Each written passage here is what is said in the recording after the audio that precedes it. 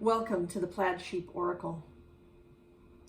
I had initially intended to start a new cycle by doing an Aries reading, but a second collective reading wanted to come through. I think probably as a result of this new moon that we had early this morning on the East Coast, about 2 a.m., the East Coast of the US.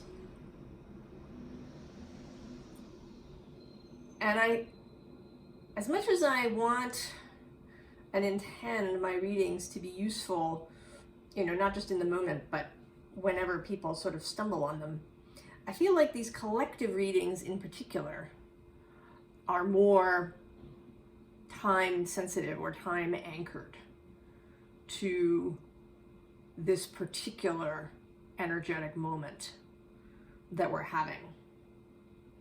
And we've had this Pisces new moon at about 1 degree of Pisces. And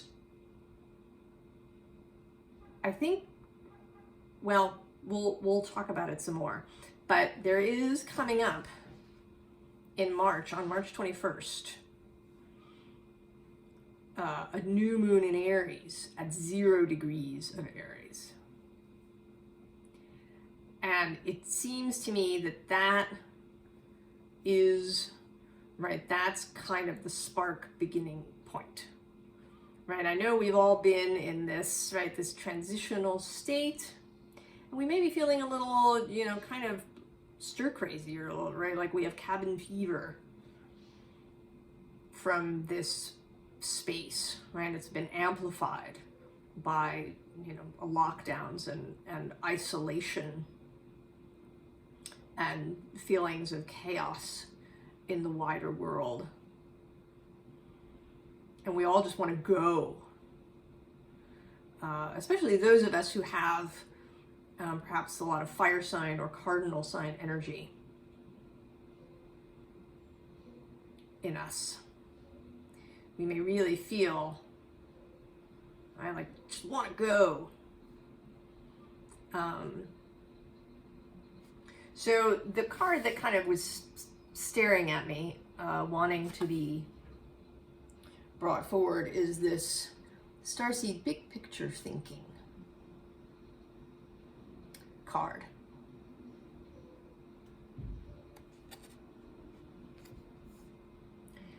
And I think this is really what we're being asked.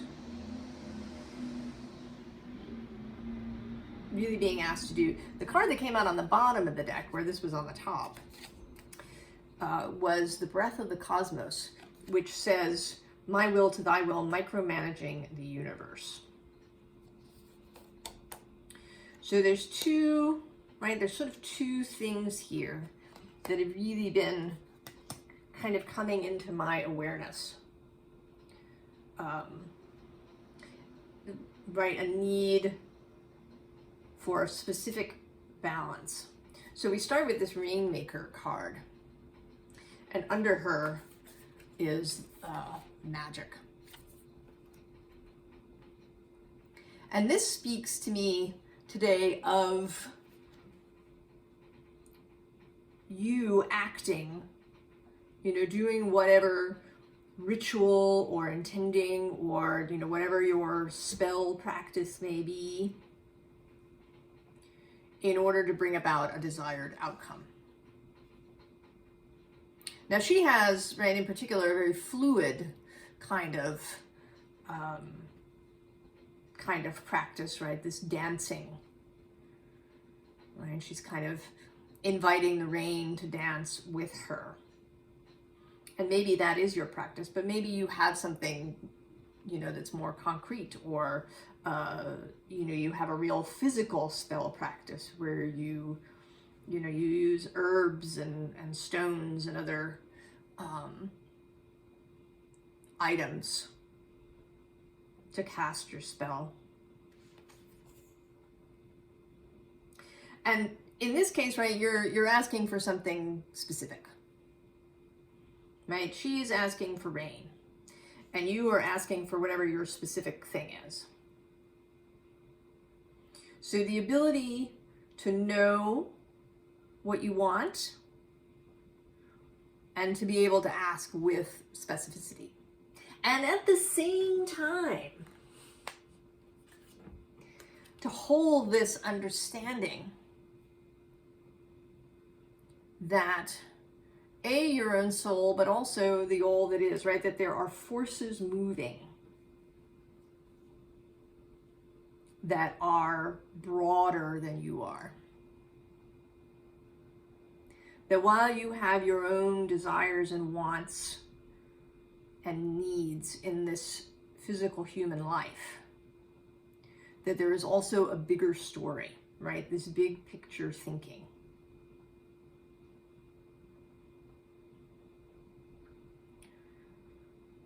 So to not get stuck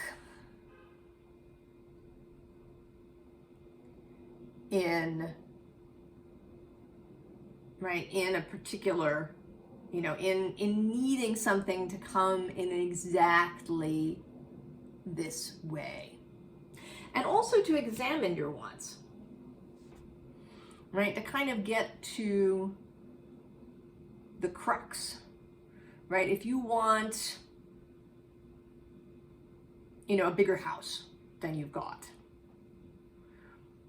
what is it about that, right? What is the want? Why do you want that? I mean, it might be very practical, right? You're planning on having children, and so you want a bigger house. But there may be something else underneath that, right? Looking to find the why.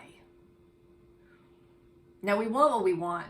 We don't really choose our real sort of deep desires. We want what we want in that way. And we are absolutely allowed, right, to also give yourself permission to want what you want. As people, as women, perhaps, particularly,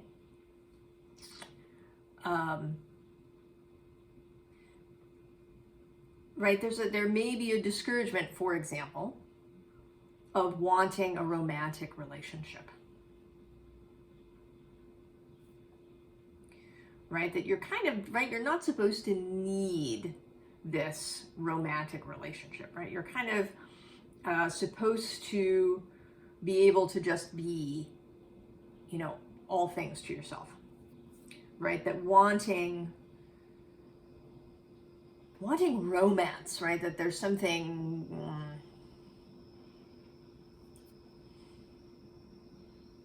right, childish maybe about that.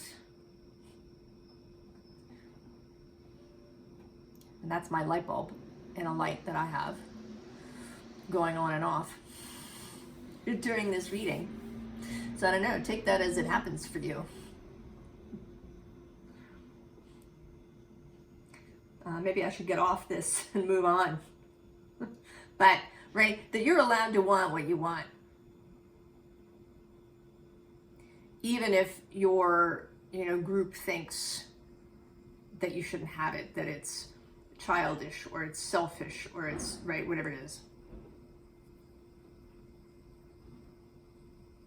Right, that you should embrace your wants. And even though, right, and you can still go down and find out why it is that you want that, but you can still want it.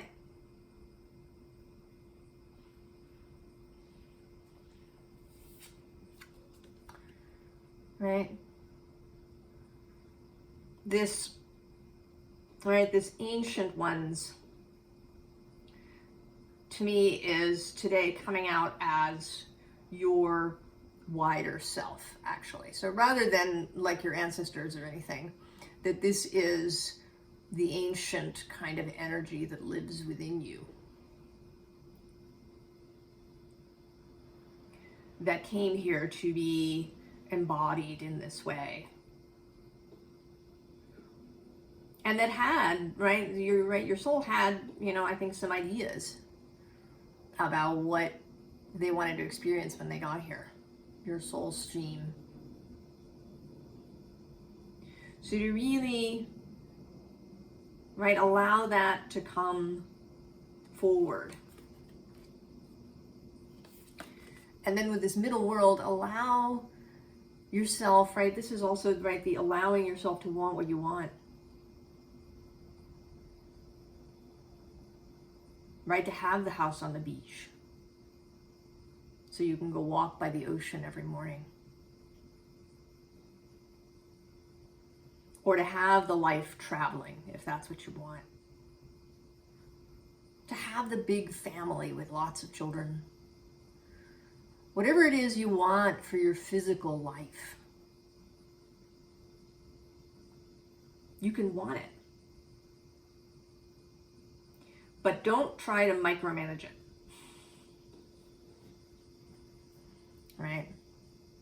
And, right, do that exploration so that it's really the heart's desire.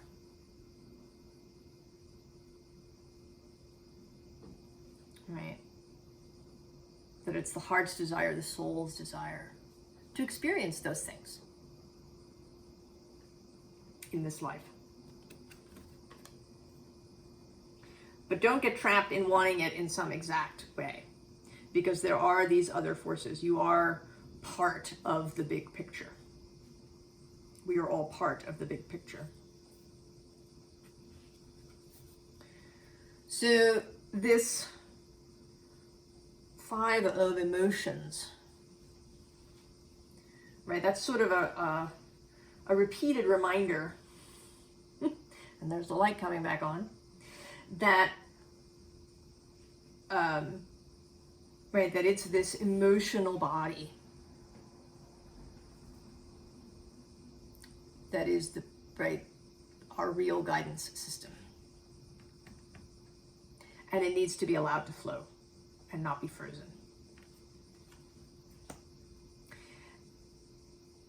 And these next cards are, right, kind of drumming this in, like really.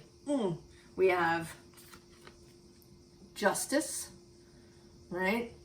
Which is, in this card particularly, right, the coming together, the inner balance of the inner mind, right? Finding unity and balance within all of your parts. Then we have the Lovers, making heart-based choices, making choices from a space of unity, a space of beauty. And then we get the 2 of emotions, right? Moving from a space of self-love, from knowing that you are absolutely allowed to have those things that make you feel good, really feel good, right? Like in a heart level, that aren't, the kind of addictive stuff that gives you maybe a brief burst of satisfaction, but then, feels like you've just eaten an entire bag of Oreos.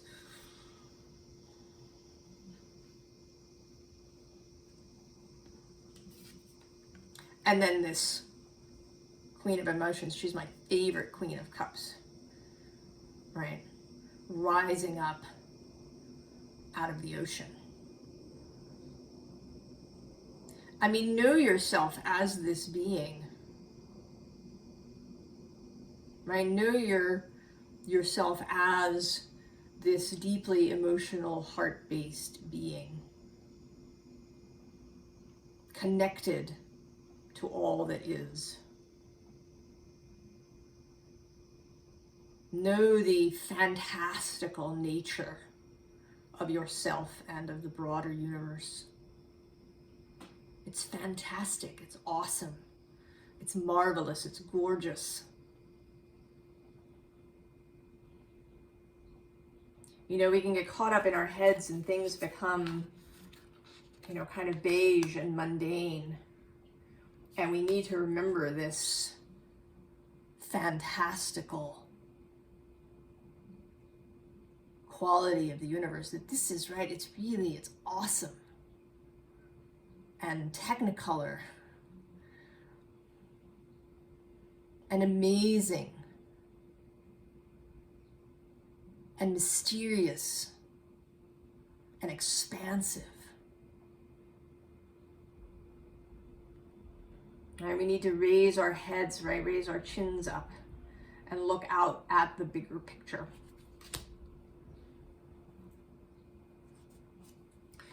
So we get this rabbit. And the first thought I had was that it's the year of the rabbit. It's the year of the water rabbit, in fact. And right, the beauty of the rabbit in the Chinese system is a very lucky animal. Right, it's fertility, fecundity, also speed, right, when necessary. Right, the ability to move with speed and agility.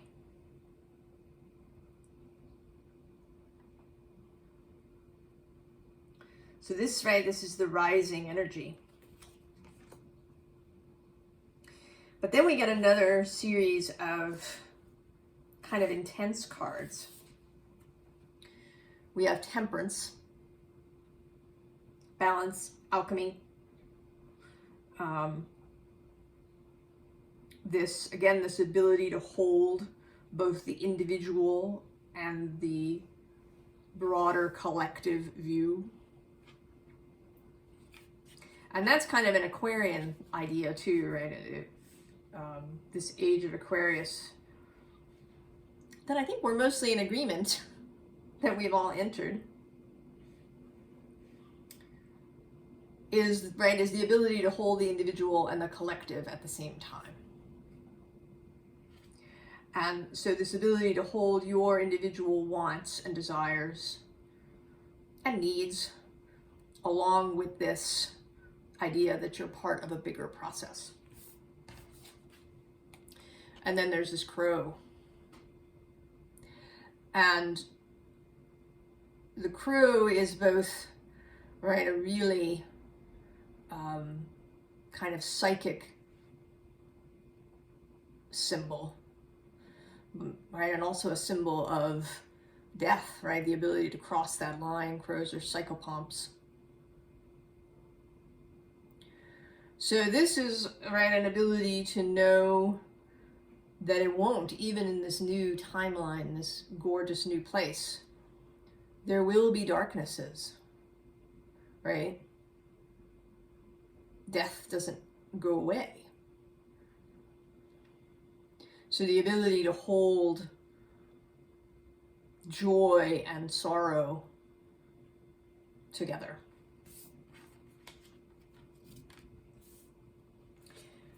And then we have, right, this Ten of Swords. So, right, the ability to allow things to end. And this was followed by death. Right, in this case, really death, right? The ability to allow things to end when that's appropriate. So the rabbit on one end, birth, fecundity, life, newness, sort of empress energy, and then death.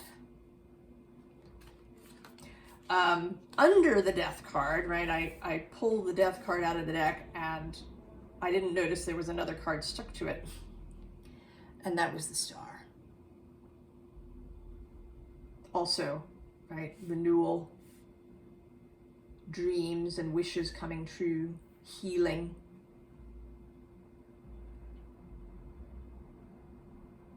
Right, and healing can come, I think, through this understanding of the micro and the macro. Of, really loving yourself and honoring yourself and embracing your desires, what you would like to experience and have in this life. And then at the same time, knowing that you're part of a bigger picture. So that it's not all about you. And, right, it can be really helpful to look outward. Where are you being directed to go that maybe isn't about you and what you want? Where are you being brought into contact with the unexpected? Where are the surprises that you didn't even think to ask for, but provide you with something really beautiful? So to be able to hold that, I think it can be comforting. And certainly when you're sort of spinning out in your own brain, I think it can be really helpful to direct the attention outward. Right? To remember that you're part of this bigger picture. So we have the moon and a new moon, right? Sort of here particularly. I believe this Pisces new moon is kind of it's like a final shower, right? Like we've been exploring out there in the wilderness, right? We've been, looking under rocks and climbing down into caves and getting stuck in the mud. And now we've come home, right? And there we are, we're covered in mud and, miscellaneous dirt, and we're tired, and we're gonna take a shower. We're gonna wash away whatever is left clinging to us. Right, an image that's been coming up in some of the readings is the vulture picking up the last bits of flesh from the bones. Right, this final clearing of things before the thing really newly begins. Right, and then we have Aries.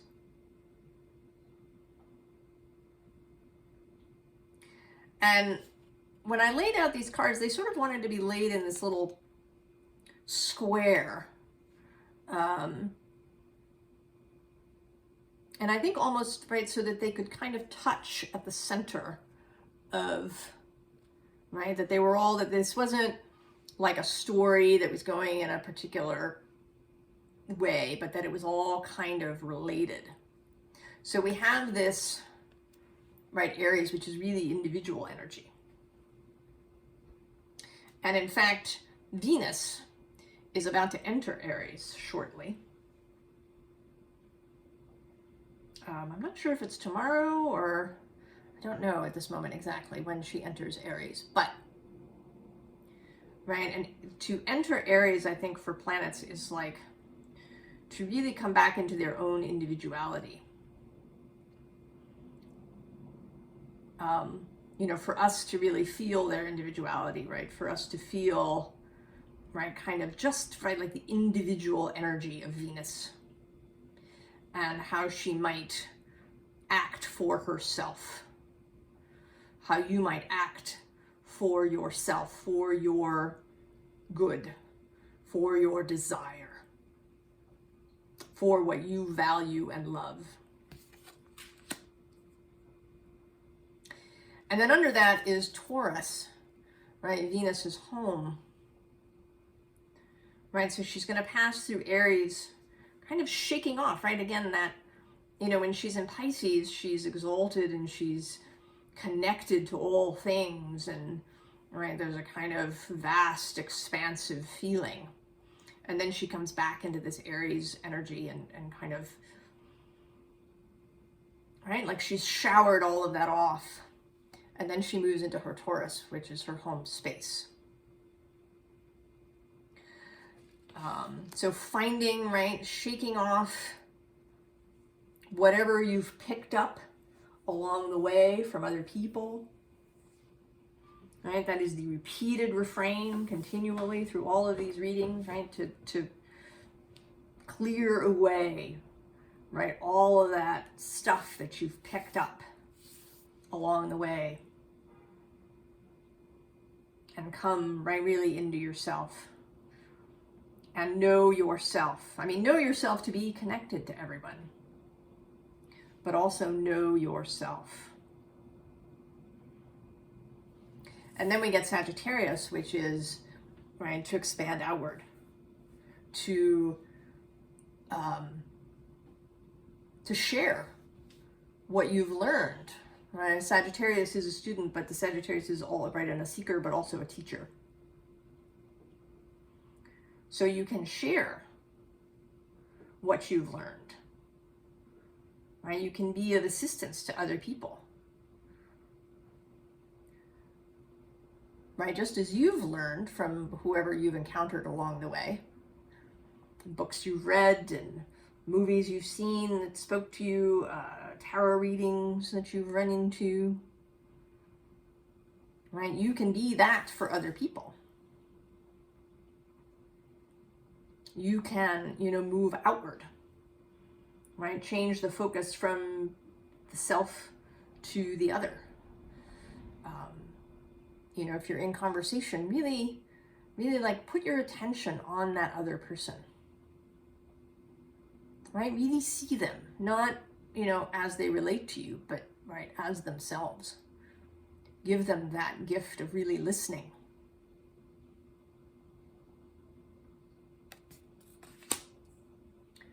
So inner and outer, specific and big picture,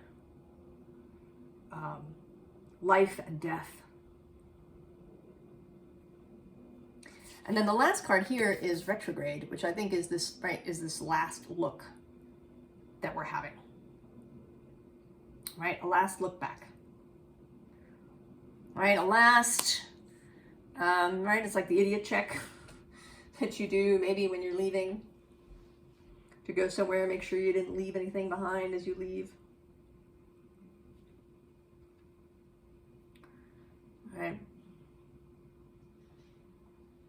If you've been staying in a hotel, right, you make sure you didn't leave your toothbrush or your phone charger or a pair of socks anywhere. Last check before we head outward into this new space and leaving that stuff behind. Not that you will never remember something with fondness. That you'll never go back to a photo album and, look at pictures of you when you were a kid.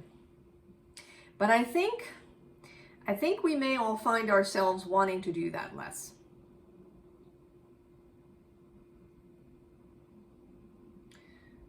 That it simply won't, right, it just won't be stuff, right, things that occur to us. I think that we will simply feel less inclined to even, right, think about happy memories. I think we're really entering a place where we want to create something new, really new for ourselves and for our, broader society.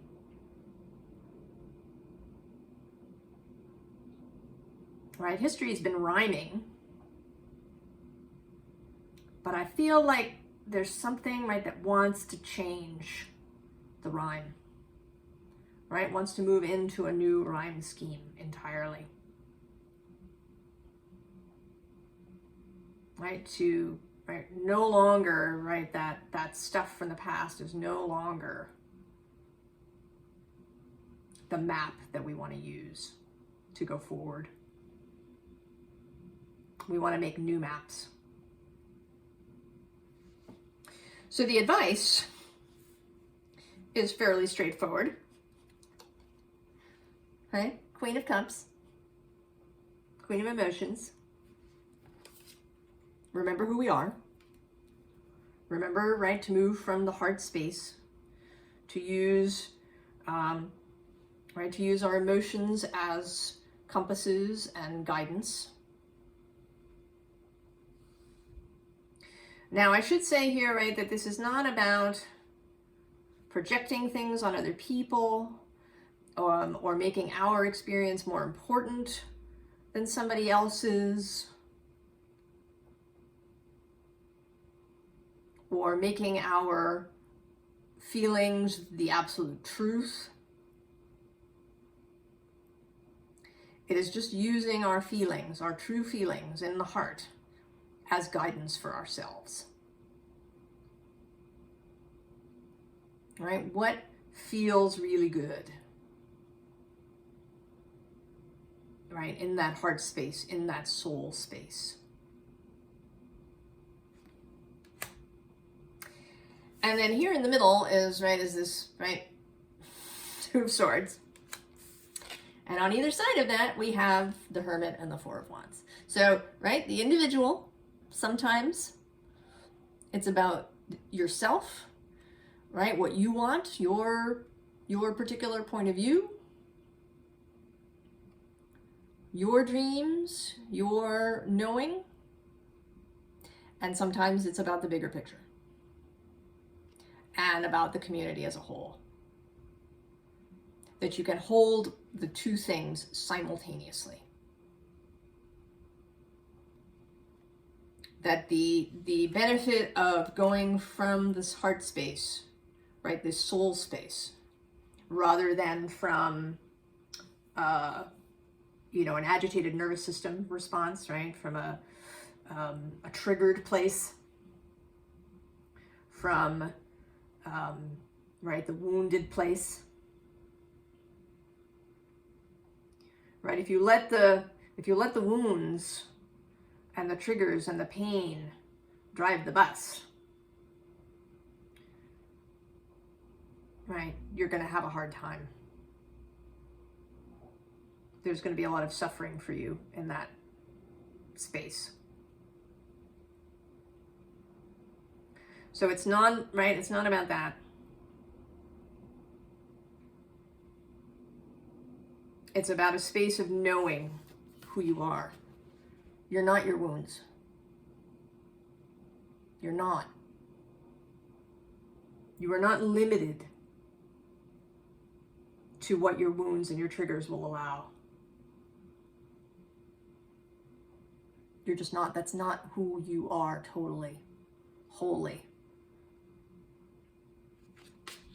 That is not the big picture.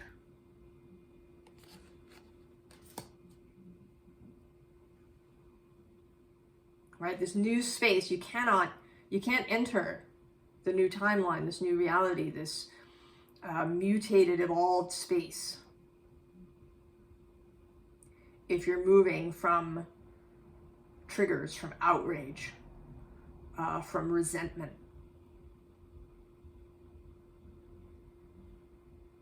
from a desire for retribution.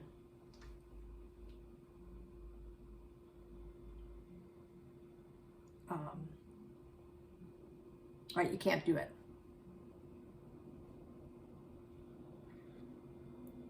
Though I think that everybody who is here and watching this is ready to move past that stuff. To take that last shower. You know, maybe have a last, right, a last really deep cry about those things from the past.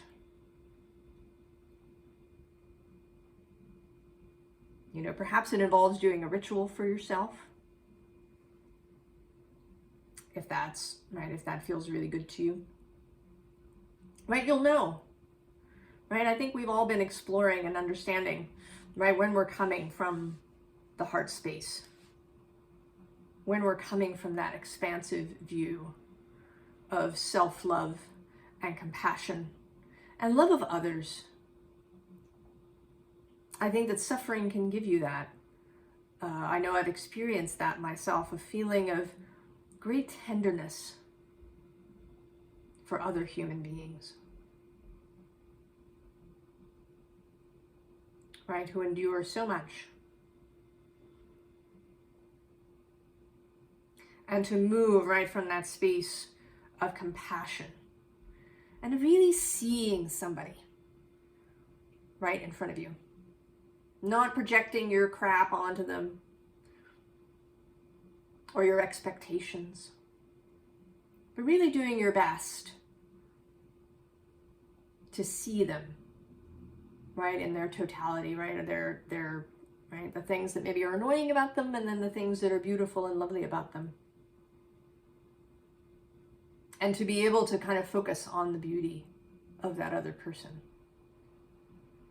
And know them, that like you, they are this.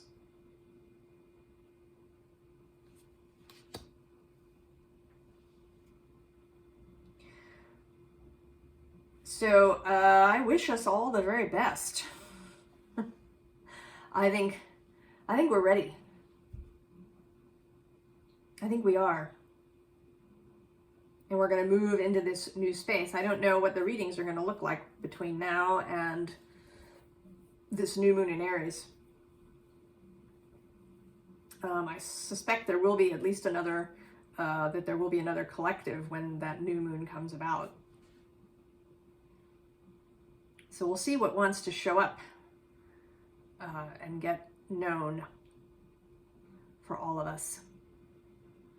I wish you all the very best, and I'll see you next time. So long.